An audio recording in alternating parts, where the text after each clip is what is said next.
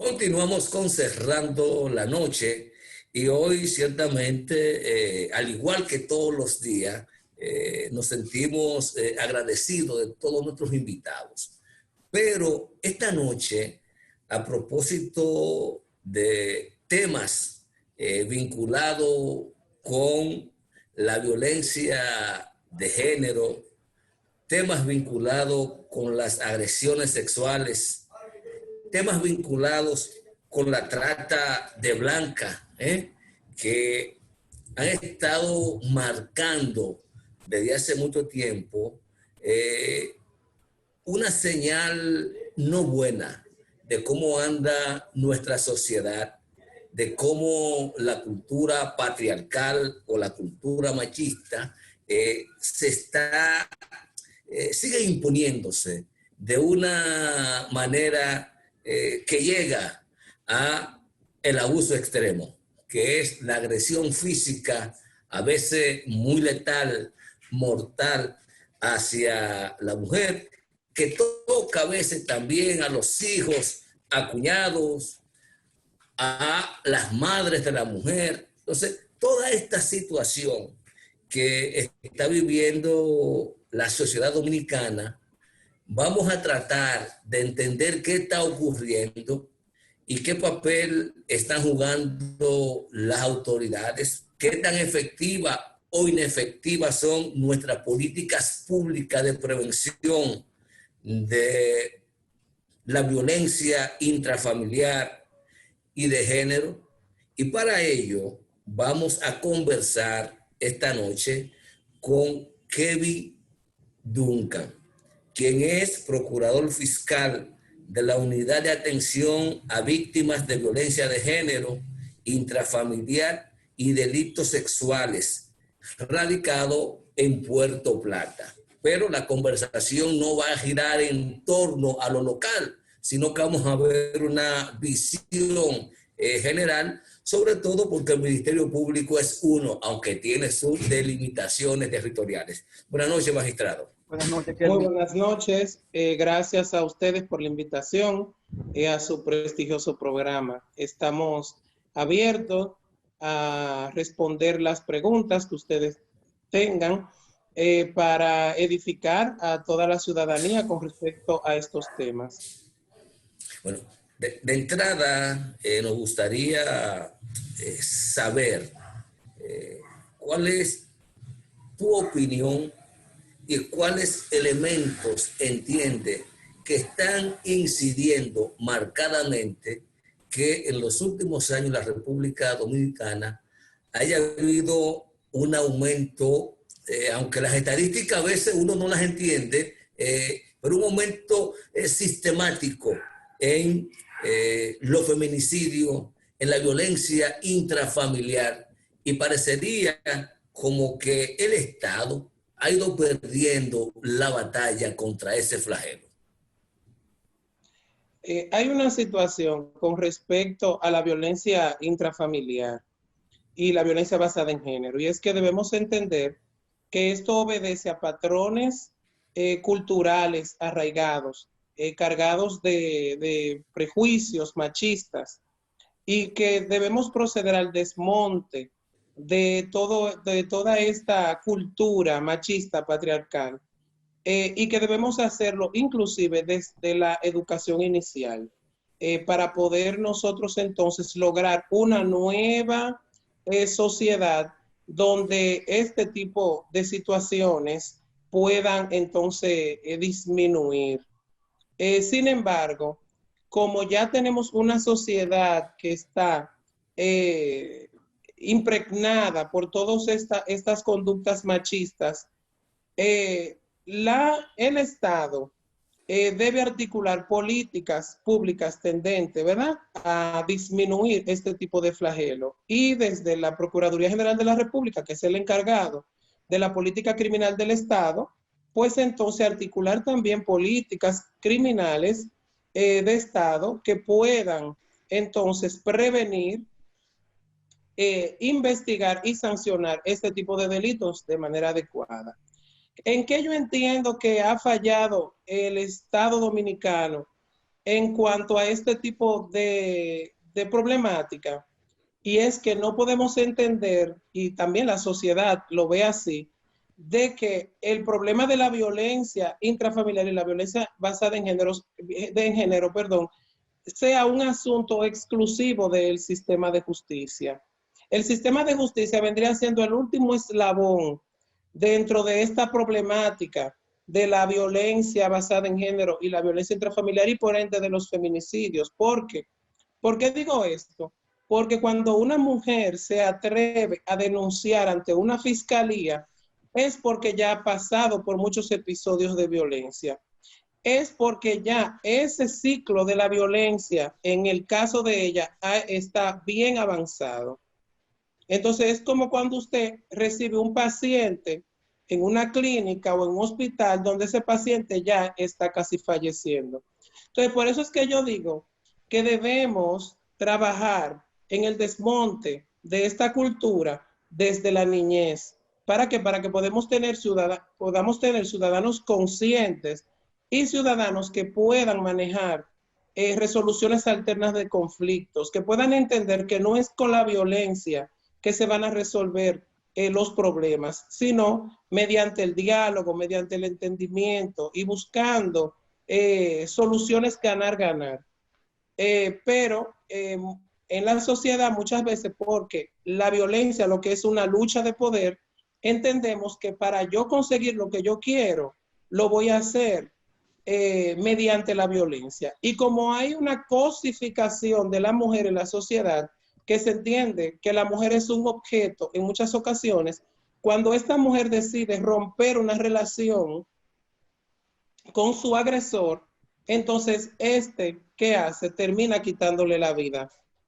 Kelvin, Entonces también entendemos que no es un tema solo de justicia, sino también de salud y de salud mental. Entiendo que nuestro país debe tomarse más en serio lo que es la salud mental de sus ciudadanos. Por ejemplo, nosotros hemos pasado por esta pandemia. Hay personas que permanecieron por meses encerradas en su casa. No se ha investigado qué impacto ha tenido esto en la ciudadanía, qué impacto ha tenido en los niños, qué impacto ha tenido en los hombres, qué impacto ha tenido en las mujeres.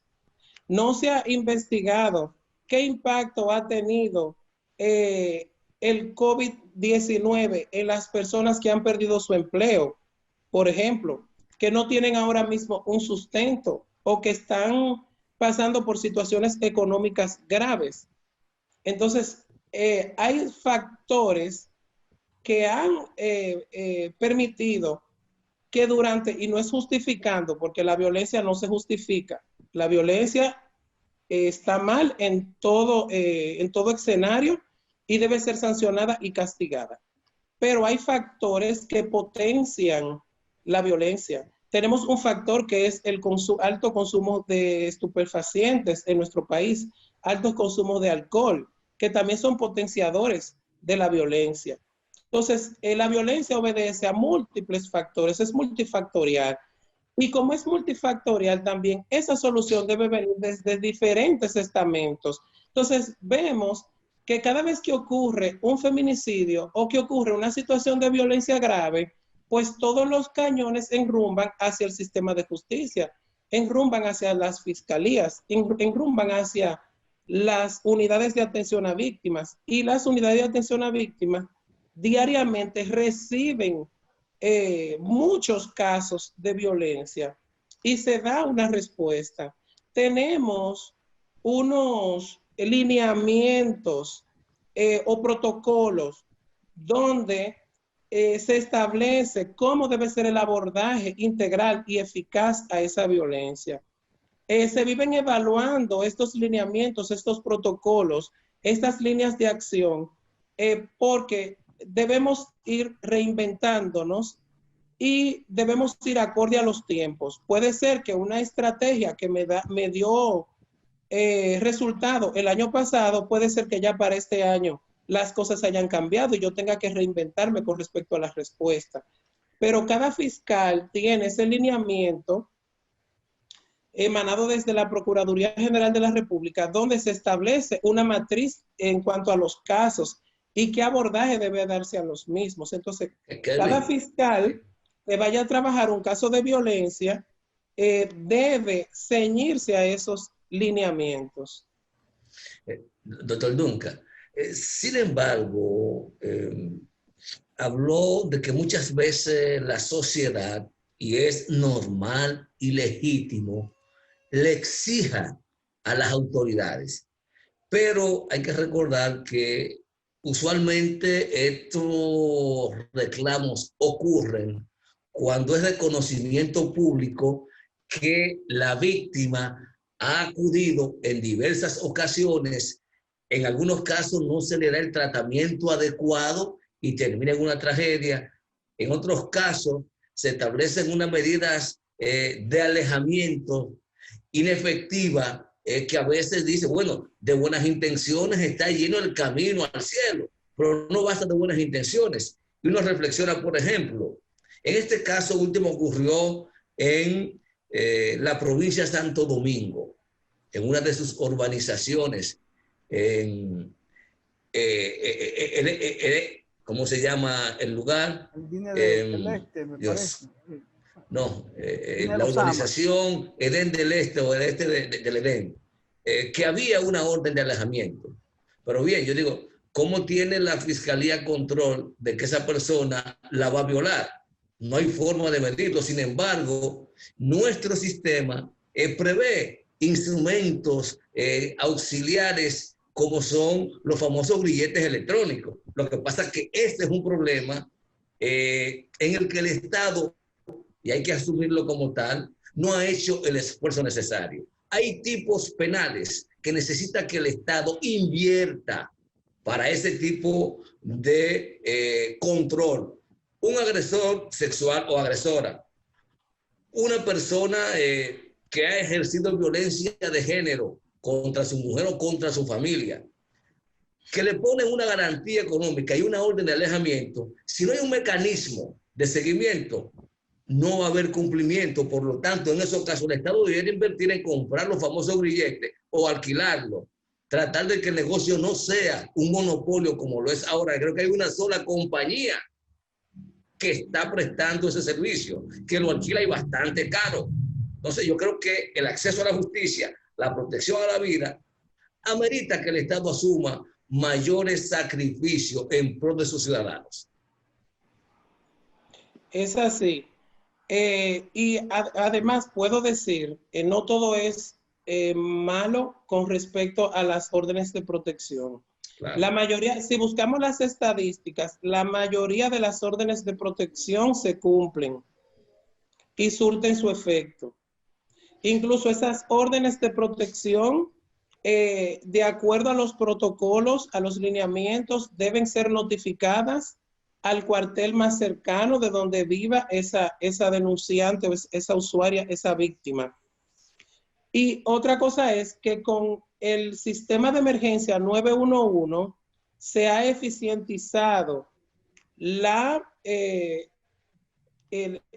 orden de protección en cuanto a su cumplimiento. ¿Por qué? Porque se instruyen a las víctimas para que llamen al 911 cuando el agresor se encuentra cerca o está merodeando por su casa.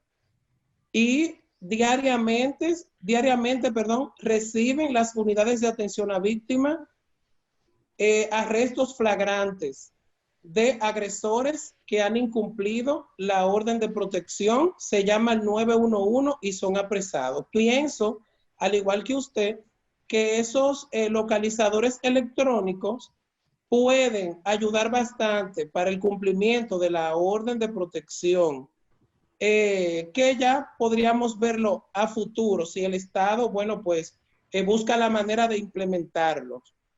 Pero mientras tanto, la herramienta que tenemos es el 911 y déjeme decirle que surte bastante efecto con respecto a las órdenes de protección. Por lo menos puedo hablar desde el punto de vista de nuestra experiencia en Puerto Plata con la orden de protección y el 911 ayuda bastante con respecto al cumplimiento.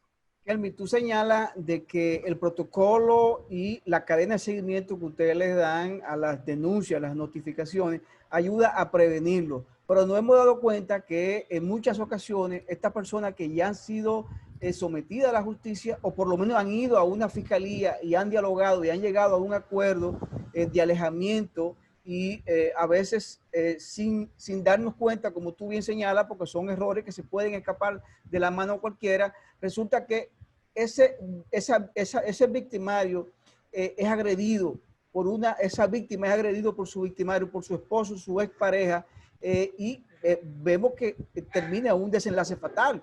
Matan la familia, el hermano que está ahí en la casa, el padre, la madre, los hijos. Pero a veces ustedes no se sienten culpables por no acudir a tiempo, por no escuchar el sentimiento de una madre que dice de una forma entre la espada y la pared, que teme por su vida, y ustedes saben que a veces el sistema falla por asuntos burocráticos, por tardanza de la policía, por negligencia de alguien que simplemente dejó el expediente en un escritorio botado y no se le dio el seguimiento para impedir que ese agresor pues penetre a esta casa o esté merodeando a esa esposa o esa madre. Bueno, realmente debemos ver cada caso en particular. Por ejemplo, en ese caso que se han enfocado, porque es el caso que está de momento en las noticias, es muy lamentable. Lamentamos esta situación que ha pasado porque son vidas que se han perdido. Pero realmente para poder dar una opinión sobre un caso en específico, deberíamos conocer al dedillo o todo lo que tiene que ver con este caso a profundidad para poder dar una opinión, porque es un caso que nosotros no hemos tratado y por lo tanto no podemos dar una opinión sobre el mismo. Ahora bien, por eso es que le digo que los fiscales no trabajamos cada quien con su librito o de manera medalaganaria. Tenemos unos lineamientos al cual debemos ceñirnos y hay casos para los cuales no aplican ciertas medidas alternas. Incluso pudimos ver en los casos famosos de San Pedro de Macorís, sí, donde a partir de ahí se desencadenó un debate con respecto a los métodos alternos, que había muchos casos donde se le había dado al imputado una suspensión del procedimiento, condicional del proceso, o se le había dado una suspensión, condicional de la pena. La ley establece cuáles son los requisitos para que se puedan dar estos métodos alternos de conflicto. Incluso establecen unos límites en cuanto a la pena a imponer con respecto a estos acuerdos. Igualmente pasa en fiscalías, en las unidades de atención a víctimas de cada fiscalía, de cada provincia. Hay casos de los cuales no aplican para esto. O, por ejemplo, hay una figura que es las actas de compromiso que he visto en la prensa que se ha subido. Hay casos específicos que pueden aplicar para esto y otros no, de acuerdo a los lineamientos y de acuerdo a la ley. Incluso, en principio, la conciliación está contraindicada en los casos de violencia. ¿Por qué? Porque al ser la violencia una lucha de poder, pues la víctima que está sufriendo violencia no está en condiciones de acordar. Entonces, hay casos específicos en los cuales se puede trabajar un acta de compromiso. Pero vuelvo y le repito, deberíamos ver a profundidad este caso para saber qué aplicaría o no. Yo no podría dar un punto de vista sobre el mismo porque no lo he trabajado. Eso lo entendemos y lo abordábamos solo como referencial de cómo a veces hay medidas que se adoptan que no surten el efecto deseado. Y decíamos en ocasiones, no porque no haya la intención ni la voluntad de los encargados. Muchas veces no tienen digamos, los recursos materiales a su mano para que las medidas acordadas puedan darle el debido seguimiento. Yo creo que eso también hay que reconocerlo. Así es, le puedo decir que la Procuraduría General de la República, uno de sus temas sensibles es la violencia de género y es un tema que diariamente la Procuraduría busca alternativas para dar frente a esta situación. Existe una Dirección Nacional de Género que es dirigida por la magistrada Ana Andrea Villacamacho y es una luchadora incansable con el tema de la violencia. La magistrada Ana Andrea está diariamente dando frente al tema de violencia, visita a las unidades de atención a víctimas, a ver cómo están trabajando, cómo van las cosas, para eso mismo, para que marche lo mejor posible. Vimos también, como le dije, los lineamientos que fueron creados desde la Procuraduría. Hay unas directrices también para la violencia que fueron emanadas desde Procuraduría General de la República y muchas acciones que se cometían antes que pudieron dar al trastes con situaciones que desencadenaban en situaciones lamentables fueron erradicadas. Por ejemplo, el hecho de entregarle la cita directamente a la víctima, eso fue abolido. El hecho de entregarle directamente la orden de arresto a la víctima, que eso se hacía antes y fue abolido. O sea, hay muchas, por poner ejemplos, hay muchas cosas que el sistema ha ido corrigiendo y faltan muchísimas cosas por hacer. Hay algo que sí me preocupa y es que escuché en las noticias fue publicado, tanto prensa escrita como televisiva, que la Procuradora General de la República, pues, hacía un llamado a que se tuviera en cuenta de que el Ministerio Público se le estaba rebajando su presupuesto para el año próximo. Entonces, eso me preocupa. ¿Por qué? Porque si baja el presupuesto de la Procuraduría General de la República, el presupuesto asignado al Ministerio Público, que por ley se establece que le corresponde un 1.44% del presupuesto nacional, entonces estamos diciendo que menos presupuesto se va a destinar para la lucha en contra de la violencia. Entonces vemos como muchas veces, por un lado, atacamos al sector justicia o atacamos al Ministerio Público, pero a veces no le dotamos de las herramientas que necesitan para hacer su trabajo de manera integral. Y para el tema de violencia se necesita destinar muchos recursos porque es un tema que se trabaja con recursos. Kelmi, con tu permiso, Junior, el de Kelvin Durán, abogado, procurador adjunto, ¿verdad? Procurador adjunto de la Unidad de Violencia Niña y Adolescente.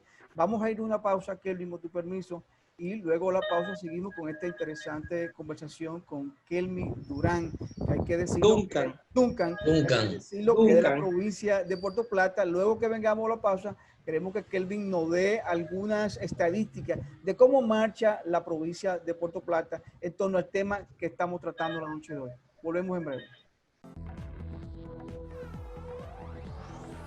De vuelta con Cerrando la Noche y esta interesante conversación con el doctor Kelmi Duncan, quien es procurador adjunto y trabaja en el departamento que tiene que ver con esta materia tan sensible como la violencia de género, violencia intrafamiliar y las agresiones sexuales en la República Dominicana. Y la primera parte del programa veíamos una panorámica general viendo aspectos positivos, debilidades de las autoridades. Y al finalizar, creo que es un acto muy legítimo. El magistrado Duncan se refería al tema de los recursos. Y yo creo que una de las formas de medir la seriedad de las políticas públicas del Estado es la partida presupuestaria que le asigna. Ya vimos que el Ministerio de la Mujer, a pesar de toda esta situación, sigue siendo la segunda cenicienta en materia de recursos asignados a ministerio. Bueno, hay tres: la mujer, juventud y el Ministerio de Trabajo. Están entre los tres ministerios que menos recursos reciben. Ahora la Procuraduría se queja de que en el proyecto de presupuesto, o en el presupuesto ya del próximo año, pues se le va a disminuir la cantidad de recursos que tenía asignado, aun cuando es altamente conocido que hayan pedido un aumento. Pero bueno, yo creo que la sociedad también tiene que conocer este tipo de situación que limita, aunque no es solo un problema de recursos, pero limita muchas veces la efectividad del accionar de las autoridades encargadas de dar seguimiento, en este caso, a la prevención, porque hay que recordar que aunque en principio, y lo que nos enseñaron a todos en las escuelas de derecho es que el Ministerio Público es sobre todo política de prevención, y luego entra la parte punitiva cuando falla la prevención. Pero para prevenir se necesita una multiplicidad de acciones que incluyen recursos y una política criminal bien definida que yo no sé, magistrado, si la tenemos en República Dominicana. Realmente, como usted dice, se necesitan los recursos para poder hacer un trabajo eficaz. Si bien es cierto que en cuanto al servicio, hay muchísimos factores que no, y cualidades que debe tener el servidor público que no necesitan recursos. Por ejemplo, un trato afable al usuario, un trato humano al usuario o a la usuaria de nuestro sistema. No se necesita recursos. Una disposición de hacer las cosas bien por parte de los prestadores del servicio no necesitan recursos, pero para hacer el trabajo necesitamos las herramientas para hacer un trabajo eficaz. Cuando un fiscal necesita trasladarse a un lugar a investigar un caso, se necesitan recursos para hacerlo, por poner un ejemplo. Y realmente las responsabilidades que tiene la Procuraduría General de la República, que le corresponde todo el sistema carcelario, es mucho. O sea, es una entidad, un organismo del Estado que tiene muchas responsabilidades. Y esas responsabilidades, para poder cubrirlas y cumplirlas a cabalidad, se necesitan los recursos. Y la ley establece, la ley de presupuesto, establece cuál es el presupuesto que le corresponde al Ministerio Público. Que dicho sea de paso, nunca se le ha dado al Ministerio Público esa asignación que la ley plantea. Doctor Duncan, o sea que sería bueno llamar a la reflexión del gobierno y también del Congreso Nacional, de que puedan tener en cuenta esta situación y poder entonces rectificar su postura con respecto al Ministerio Público y poder asignar un presupuesto adecuado para que el Ministerio Público pueda hacer su trabajo de manera eficaz y eficiente.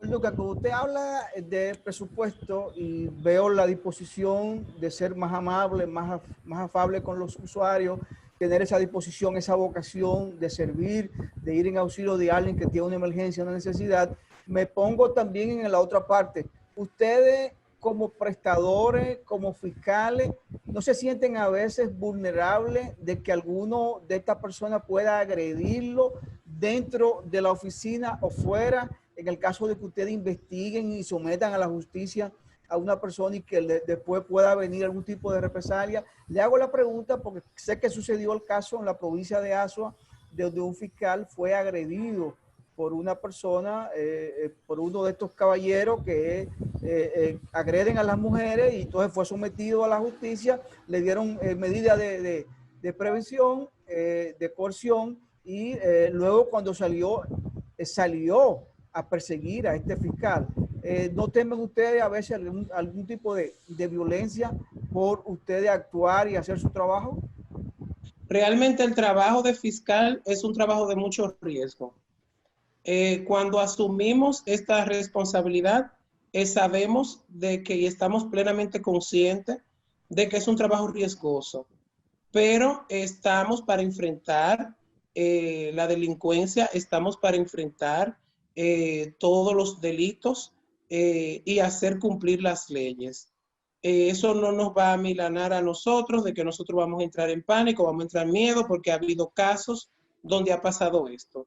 Nosotros estamos para enfrentar la delincuencia y la violación a las leyes, pero estamos también para proteger a las víctimas y estamos también para hacer cumplir las garantías constitucionales y los derechos humanos de los ciudadanos. Estamos también para velar por esos derechos. Y es como le digo, no podemos nosotros trabajar desde el miedo, porque si trabajamos desde el miedo, entonces no vamos a poder hacer un trabajo con entereza, con responsabilidad, con eficiencia y con la entereza que se necesita. Entonces sí es cierto que en cuanto a estos casos, se deben tomar los correctivos para que los fiscales puedan tener la seguridad necesaria para el desempeño de sus funciones. Dice Giovanni que el riesgo es parte, ¿verdad?, de la responsabilidad. Pero ojalá que sí, que lleguen los recursos para que puedan ejercer su función también con seguridad. Porque claro, ha habido varios casos. Recuerdo un compañero de estudio fiscal que fue víctima de delincuentes en el ejercicio de su función. Entonces, ciertamente que se presentan ese tipo de situaciones, porque el ser humano reacciona de forma diversa. Entonces, eso es así. Giovanni le gustan mucho las estadísticas y está interesado, al igual que yo, en saber una provincia como Puerto Plata. La novia del Atlántico, Junior. La novia del Atlántico. De la costa del Ámbar. ¿Qué tan frecuente son las denuncias de violencia de género o intrafamiliar, la denuncia de agresiones sexuales en la provincia de Puerto Plata? En la provincia de Puerto Plata manejamos un promedio de 350 denuncias por casos de violencia intrafamiliar y violencia basada en género. Ya sea violencia física, violencia verbal, psicológica, patrimonial. También hay denuncias que van en ese orden de la violencia patrimonial o económica. Y también tenemos un promedio de 30 casos de delitos sexuales, aunque han aumentado los casos de delitos sexuales. Para el mes de octubre, que cerramos recientemente, los casos de delitos sexuales aumentaron a 40 casos. Sobre todo porque en todo esto de la pandemia, donde lo digital, lo tecnológico, lo virtual ha tomado más auge que nunca, pues también eso ha aumentado los delitos que van relacionados con lo electrónico o la alta tecnología. Y hay mucha violencia hacia los niños, niñas y adolescentes y hacia las mujeres que se genera por esos medios.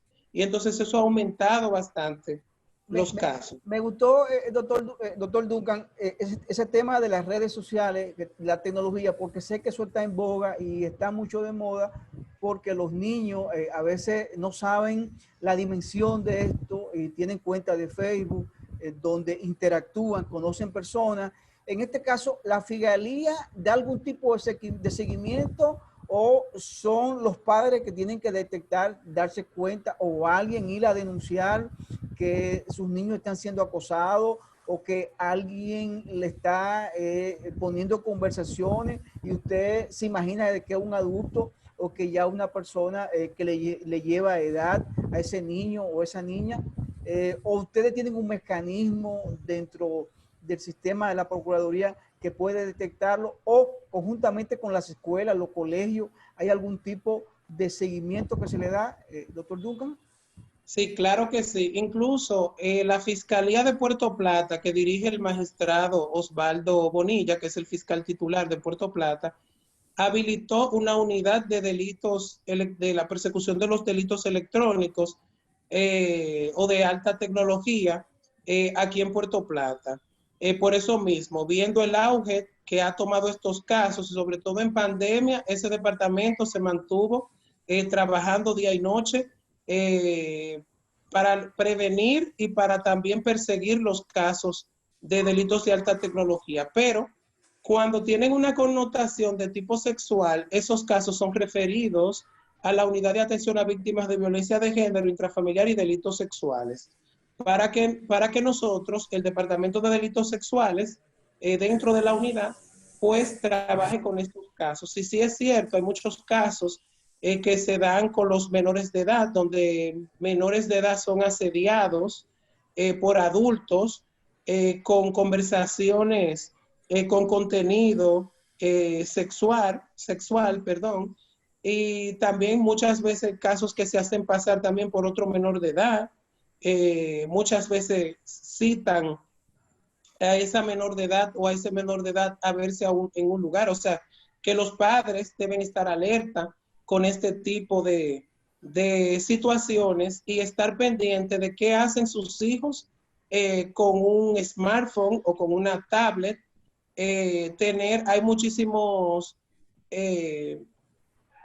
recursos tecnológicos y mecanismos que existen para ellos poder tener un parental control, como se dice en inglés, un control parental, para ellos entonces darse cuenta de lo que están haciendo sus hijos en las redes y en internet, que tiene tantos peligros. Pero nosotros en la unidad diariamente recibimos casos de incesto, que es cuando es un familiar que agrede sexualmente o abusa sexualmente al niño, niña o adolescente, casos de agresión sexual, que son casos de conductas de tipo sexual con constreñimiento, amenaza, sorpresa, engaño, pero donde no hay una penetración de tipo sexual. La violación sexual, que es también todo acto de penetración sexual con constreñimiento, amenaza, sorpresa, engaño, pero tal como dije anteriormente, pues en este caso sí hay una penetración de tipo sexual. Este es el exhibicionismo, que es cuando una persona exhibe sus órganos sexuales en público a otra persona. También recibimos casos de acoso, o sea, los delitos sexuales son múltiples. También estamos inmersos en lo que son los casos de explotación sexual infantil. Hace unos días tuvimos un caso con un nacional alemán, un caso que está bajo investigación, relacionado también con la explotación sexual comercial. Sabemos que como provincia turística somos muy propensos a este tipo de casos, pero la Fiscalía de Puerto Plata, conjuntamente con su unidad de atención a víctimas de violencia, está dando seguimiento muy de cerca a estos casos. Doctor Duncan, dos preguntas vinculadas a la estadística. Primero, saber si dentro de esos 300 y tantos de casos al mes que se presentan en la unidad de violencia de género, violencia intrafamiliar y de agresión sexual, si tienen casos de hombres que denuncian a su mujer por violenta o no, si se presentan allá, saber de las agresiones sexuales que llegan a su unidad, cuántas corresponden a situaciones vinculadas a agresión entre adultos y cuántas vinculadas a agresión hacia menores.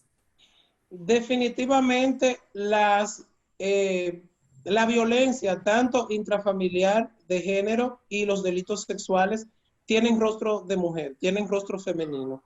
La mayoría de casos que llegan a la unidad son denuncias interpuestas por mujeres. Y en el caso de los delitos sexuales, las más afectadas son las niñas. Por ejemplo, le puedo decir de las estadísticas del año pasado, de 200 y tantos casos que recibimos de delitos sexuales, en los casos de niños y adolescentes de sexo masculino no llegaban a 10. Y los casos restantes eran de niñas y adolescentes de sexo femenino. En el caso de las adolescentes, sexo femenino. ¿Por qué? Porque la mayoría de los casos, las mujeres y las niñas son más vulnerables a los casos de delitos sexuales. No vamos a decir que no lleguen casos de varoncitos. Se presentan, pero no en su mayoría. La mayoría son casos de niñas. Y entre edades, entre 11 y 16 años. O sea, niñas y adolescentes entre 11 y 16 años. O sea, la edad más propensa vendría siendo esa. Aunque tenemos casos de hasta niños y niñas de menos de 5 años. Pero la mayoría de los casos son de niñas. Muy bien, antes de que se nos vaya a agotar el tiempo, creo que hay otros dos temas que se los vamos a plantear juntos para ver cómo lo vemos.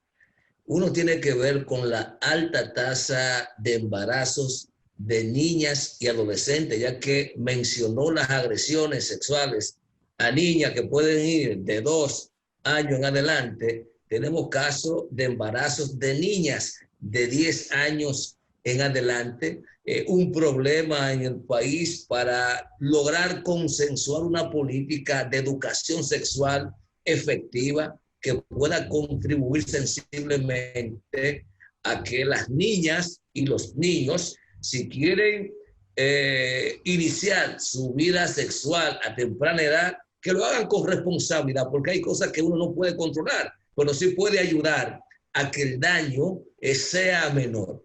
Eso por un lado, y concatenado con el mismo tema, entonces en el país se está discutiendo la posibilidad de integrar a nuestro Código Civil el hecho de que las menores de edad puedan contraer matrimonio.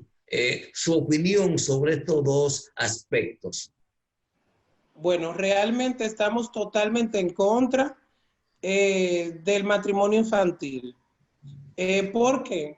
Porque no podemos tener leyes que castiguen los delitos sexuales, que castiguen el abuso sexual hacia los niños, niñas y adolescentes, y por otro lado podamos permitir que las niñas y adolescentes puedan entonces, porque cuando hablo de niña, para UNICEF, niños es hasta los 10, niña es hasta 18 años. O sea, refiriéndose a menor de edad. Ellos no hacen la diferencia. Y para los pediatras, doctor Duncan. Y para los pediatras, doctor Duncan, también. Para los pediatras. Así es.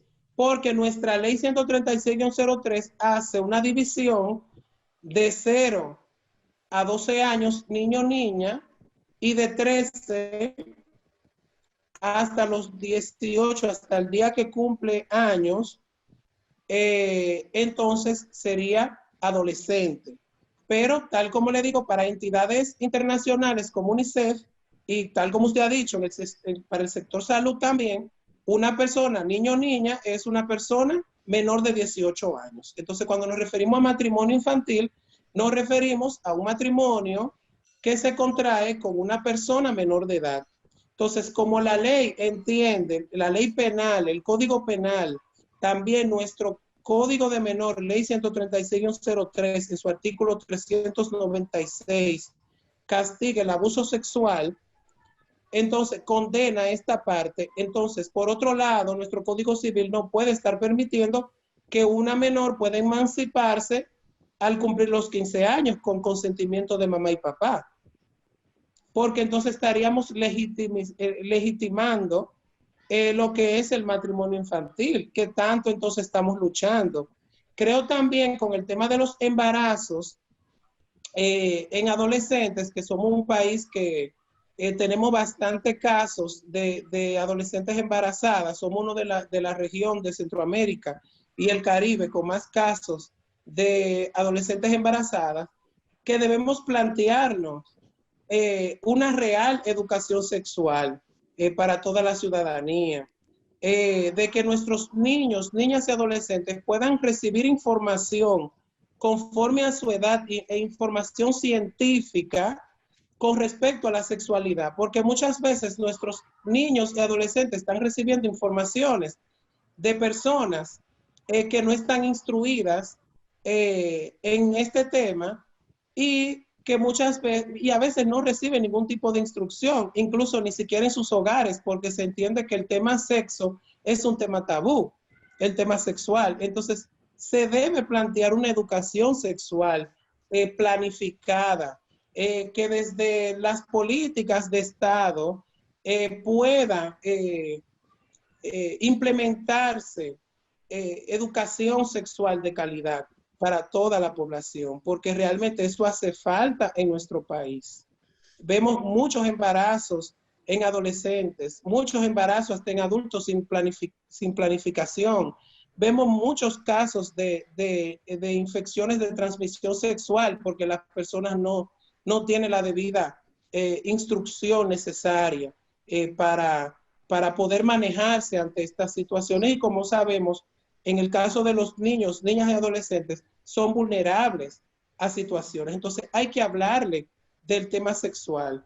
En el caso de los niños pequeños, vuelvo y les reitero, con información adecuada a su edad, decirle quién puede tocarle, quién no, si mamá puede tocarla porque a la niña porque la va a bañar o al niño porque lo va a bañar, y que el niño pueda saber qué tipo de tocamiento es apropiado o inapropiado, porque en casa hay personas, claro, que están llamadas a poder tocar al niño, bañarlo, etcétera, pero se le va explicando al niño de que no pueden tocarlo en X partes del cuerpo y que cualquier persona que le diga, mira, esto es un secreto entre tú y yo, porque muchas veces puedo decir que en la mayoría de los casos, las personas que hacen daño a los niños, niñas y adolescentes en cuanto a los delitos sexuales son personas de confianza de la familia en muchos casos. Y a veces estas personas lo que hacen es o que amenazan al niño o a la niña o le dicen que es un secreto. Entonces, enseñarle al niño que cualquier cosa que le diga cualquier adulto, que esto es un secreto y que le esté tocando, que sientan la confianza de poder hablarlo, ya sea en la escuela o hablarlo en la casa, con papá o con mamá. Aún quien le esté haciendo daño, sea uno de los padres, o sea un tío, o sea un primo, quien sea que toque al niño, que ellos se sientan en confianza de poder hablarlo con un adulto dentro del hogar, porque ya se ha instruido para esto.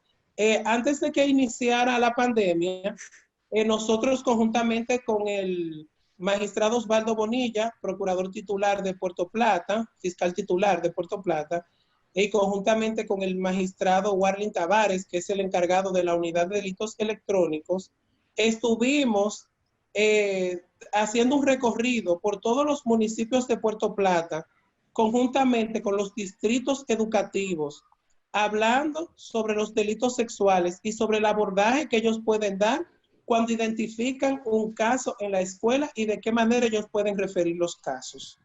Doctor, gracias de verdad por la participación, sacar tiempo, sobre todo venir en este caso la provincia de Puerto Plata a través de la magia de Zoom y compartir con los amigos cerrando la noche. Siempre a la orden estamos para servirles. Gracias a ustedes por la oportunidad de su espacio. Señores, despido. Agradecido de su participación, doctor Kelvin Duncan, quien es procurador fiscal de la Unidad de Atención a Víctimas de Violencia de Género, Intrafamiliar y de Delitos Sexuales, con asiento en la provincia de Puerto Plata. Gracias mil por habernos dedicado parte de su tiempo y abordar este tema con la seriedad y la responsabilidad que amerita. Gracias a ustedes por habernos permitido llegar a sus hogares. Mañana nos reencontramos nuevamente, el señor Giovanni Almonte y quien les habla, Junior Espinosa, en una edición más de Cerrando la Noche.